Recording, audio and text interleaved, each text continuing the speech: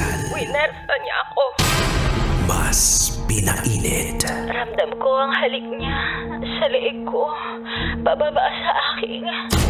At mas pag-uusapan. Tinanggal niya bigla yung panty ko. Mga sikretong dito mo lang mapapakinggan.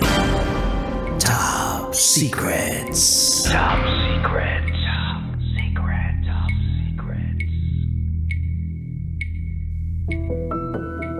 Hi, Kabisyo. Welcome to the program Top Secrets. Kung saan pwede kang makapagbahagi ng iyong pinaka-tatagong sekreto nang walang halong panghusga. Yup, hindi ka namin dito huhusgahan. Bagkus ikaw ay aming pakikinggan.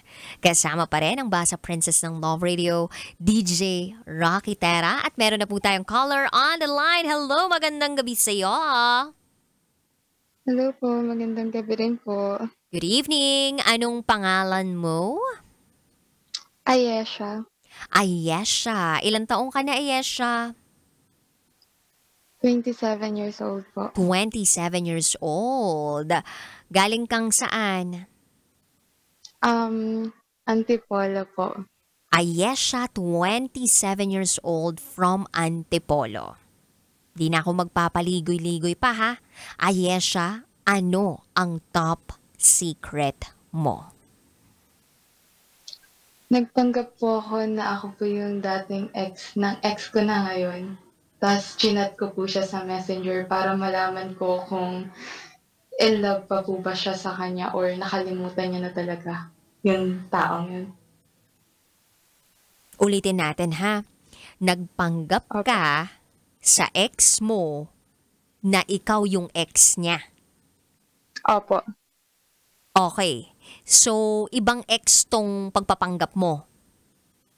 Opo. So, etong ex na parang in-embody mo, eto yung ex niya before you, girlfriend niya before you. Yes po. Ah, okay. So, ang tanong, since nagpanggap ka na ikaw etong ex niya before you, 'di ba? Ano ang nakuha mong sagot sa kanya? Sorry po, naputol po kayo. Ay, sorry din ako Ano po? naputol ako ha. Ano ang nakuha mong sagot sa kanya? Naniwala ba siya na ikaw Hello yung po. ex? Naniwala ba siya na ikaw yung ex niya? Opo. Itago nga natin sa pangalan tong ex niya na ano-anong gusto mong pangalanan natin tong taong to? Apple? Apple. Oh, sige. Ay, parang strawberry. Apple. Cherry siguro pangalan talaga niyan, no? Hindi. Okay, sige. Charot lang. Wait, darot. Nag-invento lang ako. Ito naman. Okay, so etong si Apple, etong si Joe, ex mo, naniwala naman siya na ikaw talaga si Apple. Opo. Naniwala siya. Okay, so anong Opo. nakuha mong sagot dun sa pagpapanggap mo na yun? Una, nag-hi po ako sa kanya. Tapos, hesitant ako na kung magre-reply siya or hindi. Tapos, mga after an hour po, bigla siyang nag-reply. Tapos, kausap niya rin po niya ako. Parang, nagpapanggap ako bilang si Apple. Tapos, kinakausap ko din siya via chat. Tinitingnan ko kung aamin siya sa akin or hindi. Tapos, hanggang sa hindi niya na po ako nire-replyan. Tapos sabi niya sa akin, busy na daw siya sa work niya. Though na usually naman talaga, hindi naman ganun po. Tapos ayun, nagpatuloy na magka-chat si Apple na ako po talaga yun at saka siya. Tapos inamin niya na, yun nga, may nararamdaman pa po siya doon kay Apple. So parang ang nangyari is infatuation lang niya yung nararamdaman niya sa akin. Pero nung time Nung na pumasok to, ako sa mag-ex bahay. na kayo. Po? Nung time na nagkaka-chat kayo ni ex mo, mag-ex na talaga kayo, tapos na kayo. Hindi pa po. Kami pa po yun. Ah, kayo pa Ongoing nun? po yung relationship namin. Ah, okay. So parang ang ginawa mo sa sa boyfriend mo that time, nilegit check mo yung loyalty check mo, ganon. Opo, kasi po parang almost 5 years po sila nung Apple na. Tapos, parang after 3 months naging kami po. Tapos nung una hindi ko po talaga siya pinapansin kasi nga ang tingin ko lang sa kanya is ka-workmate, ganyan, tropa. Tapos parang sa nakuha niya ako dun sa pagiging family-oriented niya kasi sobrang ako dun, eh, yun yung weakness ko, eh. Ta's ayun nga po, Hmm. triny ko po na i-test po siya. Ta's Pangilang ayun, buwan nalaman ko nyo po. yan? Po? Pangilang buwan nyo nung tinest mo siya kung may nararamdaman pa siya dun sa ex niyang si Apple? Nakakailang buwan 2 na kayo nun? months po. 2 months. Okay. Pero siya yung Opo. una nagpakita ng motibo sa'yo. Opo. Lahat po ng pino-post ko sa My Day ko, even sa Messenger, kahit saan social media platform po, nagpapapansin siya. Tas kung ano-ano yung kino-comment niya para lang mapansin ko siya, gano'n. Ganun ka niya niligawan. Ganun siya una nagpakita ng interes sa'yo. Tapos, niligawan ka na talaga niya, hinatid sundo ka na niya. Ganun ba? Parang ang kwento po kasi na nangyari sa'min is hindi ko po siya pinapansin that time. Then month of June this year po, na may nakita akong post sa kanya na namatay yung father niya. Then nag-condolence ako sa kanya as a sign of sympathy po. Tapos yung sabi ko sa kanya na, "Sige dadalaw ako sa Las Lamay," ganyan.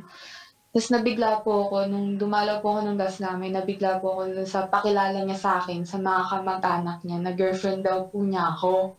So parang ako po na na Kinilig ka! po?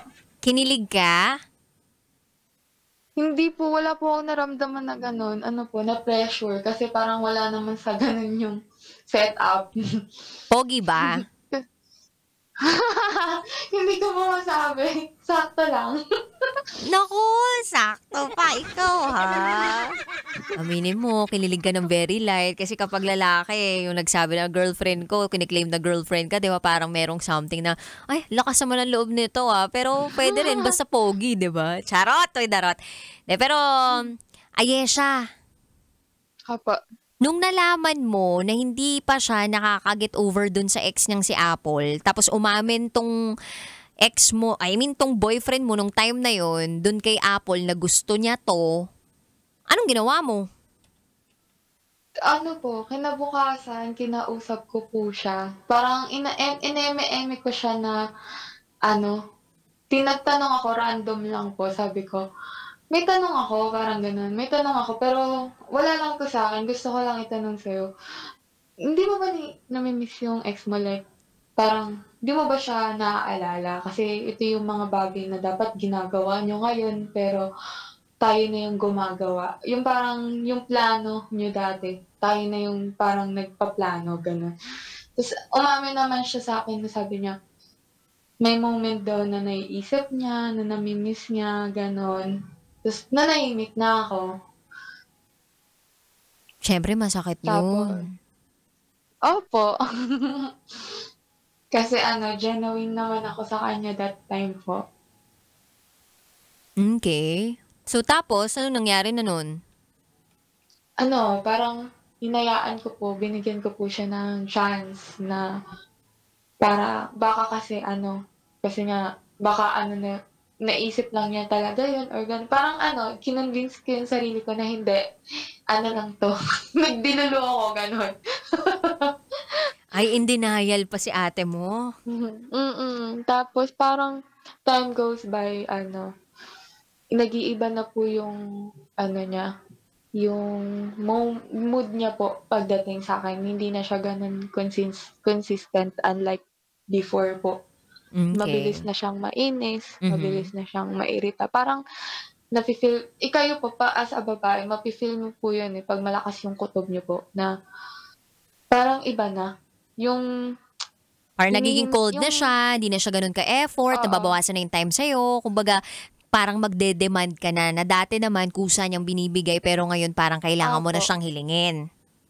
opo. Tapos parang ang mangyayari kapagka nag-demand ka po, babaliktad ka, like sasabihin niya sa'yo is, "Hindi ka naman dati ganyan, parang Gina-gaslight ka na, hinihintay mo." gano'n. Opo, yung mga gano'n. Okay, so paano ka nag-decide na parang, uy, ayoko na? Siya po yung gumawa ng paraan. Parang ang nangyari is, 1 week ako nag-stay sa kanila, which is, yun naman yung hiling po niya. Siya po naghiling nun sa akin na 1 week daw po ako mag-stay sa kanila, ganyan-ganyan. Kasi nga daw po, work from home na nga daw po siya that time. Tapos ako naman po, okay, sige. Tapos ina-adjust ko po yung oras ko nun sa pagpasok sa trabaho. Kasi nga, 5 a.m. out niya. Tapos ako naman po ang pasok ko is 4 a.m. So ang ginagawa ko po, 6 a.m. na po ako mapasok para mahatid sundo niya pa po ako. So nag-stay po ako sa kanila ng 1 week. In 1 week po, dun ko na po napapansin nga po na yung kakaiba nga po sa kanya na mainitin yung ulo. Tapos nagpaalam po siya sa akin na lalabas sila ng Saturday ng mga kaibigan niya, mag-iinuman daw po. Tapos umokey naman po ako. Tapos akala ko okay na po. Tapos pagka-uwi niya po, nagwawala po siya. Nalasing po kasi siya, tapos nagwawala siya. Basta nagwala siya na hindi ko alam yung dahilan. Ang dahilan lang daw po niya is, di ko daw po siya pinapatahimik. Like, parang sobra-sobra daw po ako sa kanya. Sobra-sobra na, parang daw po, yung plano daw po sa mga lahat-lahat. As a partner, parang nauunahan ko daw po siya sa mga ganung bagay. Parang siya na po gumawa mismo ng ikakasira po namin dalawa para maghiwalay po kami. Ganun po. Oo naman, kasi dapat ang mangyari dyan, graceful exit eh. Lalo na kapag may iba na siyang nilalandi. Yun po. Tapos hindi niya alam na ikaw pala yun, no? Oh, so paano, inamin mo ba sa kanya? Sa kanya. Ay, di mo sa kanya inamin? Until na hindi ko na po inamin sa kanya. Kasi parang, para saan pa po kung aaminin ko. Sa bagay. So parang si Apple, na akala niya talagang totoong Apple, ginost na lang bigla itong si, boyfriend, ganon. Opo, ganon. Ay, edi parang nakaganta ka rin. Tapos, ayun po, nalaman ko, di po ba, naghiwalay na po kami. Kaya, naghiwalay po kami ngayon. Wala pa pong 24 hours. Nalaman ko kasi nag-message sa akin yung totoong Apple talaga sa Messenger at saka sa IG na, pinaalam sa akin nga na nag-reach out sa kanya yun nga, si Guy, yung lalaki po, yung ex ko nga po ngayon. Tapos yun po, parang nasaktan po ako dun kasi wala pa po kaming 24 hours na naghiwalay. Tapos, in-unblock niya na po lahat-lahat. Tapos parang, ni-reach out niya na po agad. Ganun po. Bilis, Tapos, no? Ganun talaga, no? Opo. So, anong mo? Nangyari, May nangyari kanino?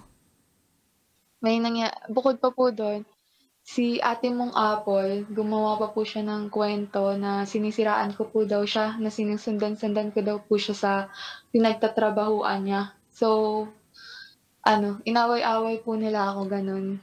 Napagtulungan ka pa? Opo, ganun po yung nangyari. Inaway-away po nila ako. Tapos, para sa akin, nasaktan ako kasi hindi inaway ka na, pero ngayon nakakangiti ka pa, diba? Anyway. Hindi kasi parang... Ay, siya, wait lang. Mag-time out muna tayo, ha? Magko-commercial muna tayo sa aming pagbabalik. Kailangan pa bang i-memorize yan? Love Radio. Basic!